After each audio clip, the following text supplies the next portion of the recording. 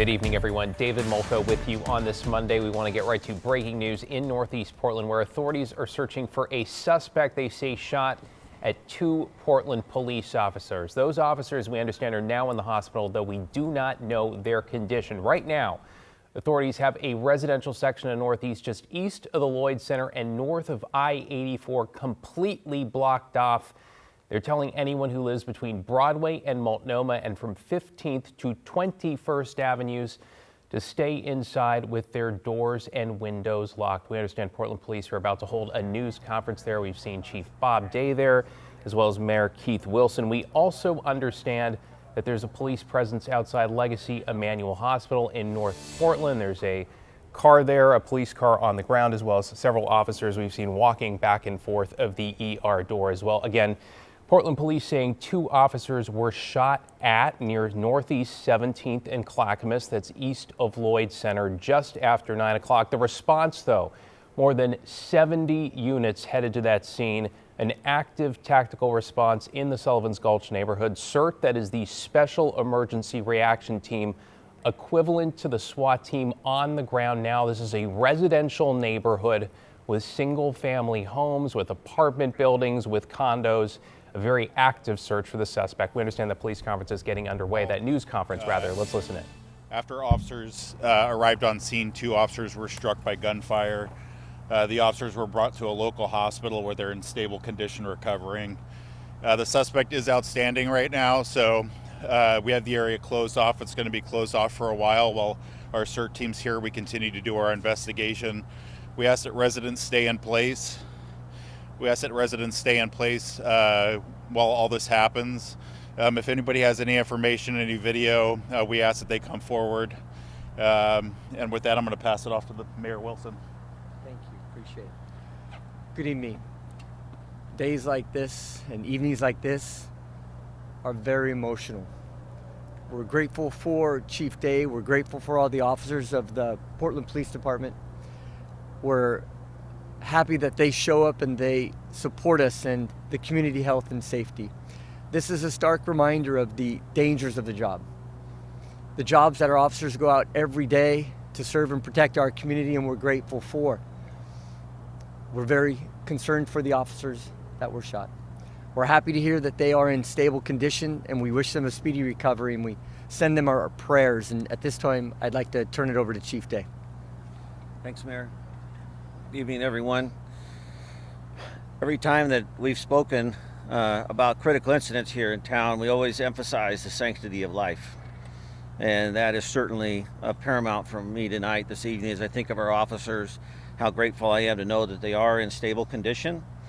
Thinking of them and their families, thinking of the organization as a whole, we have literally marshaled in the early hours of this every available resource that we had to the area. As already mentioned, our CERT team is doing a very methodical search for the suspects, so this is very much ongoing in real time. As the mayor mentioned, this highlights the risks and the danger that we know our officers face often, and we're grateful that they are willing to continue to face that challenge head on. We had a number of incidents in 2025 where officers were shot at, fortunately not injured. Tonight, obviously, really close to home.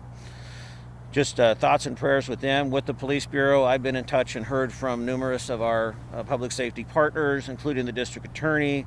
Our federal partners have reached out. The sheriff, really grateful for the support we're seeing from public safety in general as we come together. Our commitment is not only to the safety and the well-being of our officers tonight, but also for this community that we're in. It's a vibrant neighborhood, a business community, so we will do our very best tonight to bring this to a safe conclusion. As the information becomes available overnight and wherever we end up in terms of the search and the investigation, we'll be sure to communicate to communities so that there's a plan in place for the morning if we're not able to apprehend the suspect this evening. I can take a few questions. It's going to be pretty limited, but I'm willing to do that. Chief Day, Ariel Yakubazi with Point 6 News here. Can you tell us anything about what may have led up to this? I know details are limited and the investigation is still ongoing, but was this a traffic stop gone wrong? Were people looking for this suspect initially before he? Officers were dispatched to the area for somebody in the area, and they contacted this person, and there was gunfire. So I mean, it was literally that brief of an encounter that we're made aware of at this time. Did officers Yeah. exchange gunfire? I'm not commenting on the details of the investigation right now as to whether or not we returned fire. We just know that it was, shortly upon their engagement with the suspect. Chief A. Victor Park was KGW. How are the officers doing now? Can you talk to them? Well, I can say they're in stable condition. Their families are with them. So we're encouraged by that. We'll have more information sometime over the course of the next couple of days. I can't imagine the call you get as a chief. Your first reaction was that. Yeah, my first reaction was just one of shock. In fact, when I was notified that we had 2 officers shot, the deputy chief called me and I told him, I repeated it, like, did I just hear you say that we had 2 officers shot tonight? And he said, that was in fact the case. And, the moments after that are certainly filled with a lot of trepidation and concern. I feel a great deal of responsibility for this organization and for this community. And, balancing both of those needs is a high priority for me, obviously. And so as began to gather more information, make a determination, made the decision to go to the hospital first to try and connect with the officers and their families, and then come out here to the scene to offer support. I want to thank the Portland Police Bureau command staff. We've got our assistant chiefs, our deputy chiefs, they're out here as well, engaging, being available to both community and to the officers to try and bring this to a safe conclusion. Are you able to say where those officers were shot, if they're male or female, any information? No, I'm not releasing any of that information at this time. We'll get that out in the next couple of hours, sometime. Same with the suspect, anything you want people in the community to be on the lookout for? I don't know that we've put any information out about the suspect.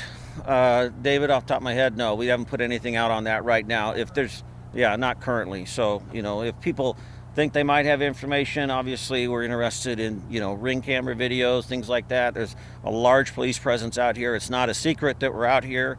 And so if people have that information and they can come forward and notify the police bureau, that'd be great. Chief, one officer saw it in the arm, the other in the leg. I mean, have you been to the hospital? How are they doing?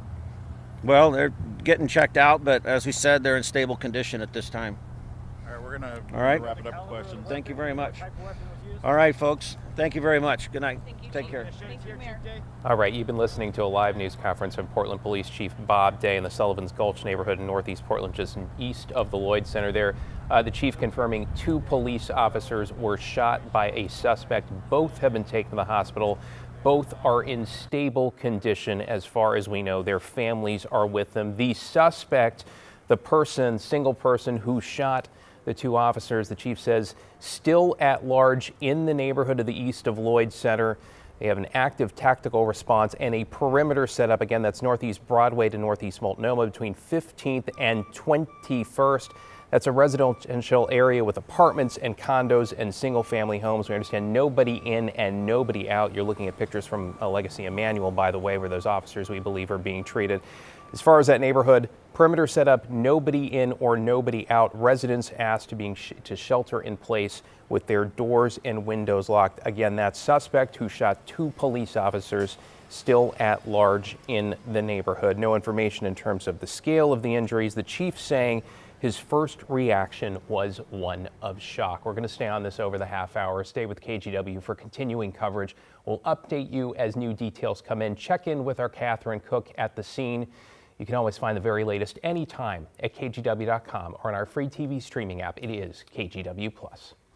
Well, tonight we are also keeping a very close eye on the South Portland ICE facility after some protesters were arrested after they held a sit-in on the driveway. This was the scene at the ICE building around 7 this evening and what organizers called a planned demonstration of civil disobedience on MLK Day. After several warnings, federal agents fired pepper spray and then moved in. It's unclear how many people were taken into custody there. Meanwhile, at Northeast Portland's Augustana Lutheran Church, community members gathered to honor Dr. King through song and service, the pastor re-emphasizing his commitment to protecting immigrants. He was a pastor of the church, and you know how faith drives that compassion and a love that can overcome those things that are so awful in our world, especially in these days we're living in.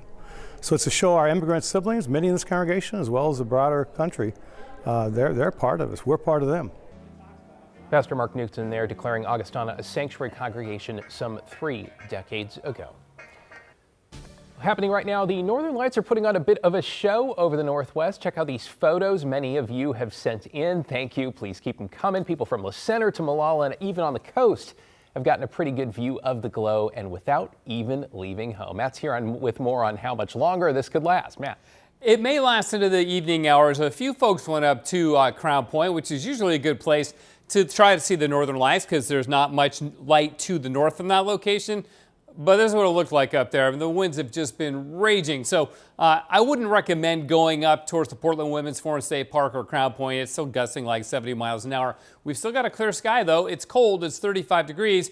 But the chance of the Northern Lights continues tonight because we expect the index, the K index, to get up over 8, which is what we like to see to get the Northern Lights visible down here in Oregon, at least to 7. So if it does do that after about, well, between now and 1 a.m., then the glow may continue for a while. It's great that it was seen. Red auroras are really interesting because that means that the oxygen molecules about 180, 250 miles up are getting excited by the extra energy coming off the sun. Fairly rare to see that, but I've seen a little bit of that tonight. So you really do want to get away from city lights, so you may need to leave home to see them. It's hard to see them with the glow of the city. Look north and give your eyes some time to adjust, and don't forget, bundle up because it's cold out there, David.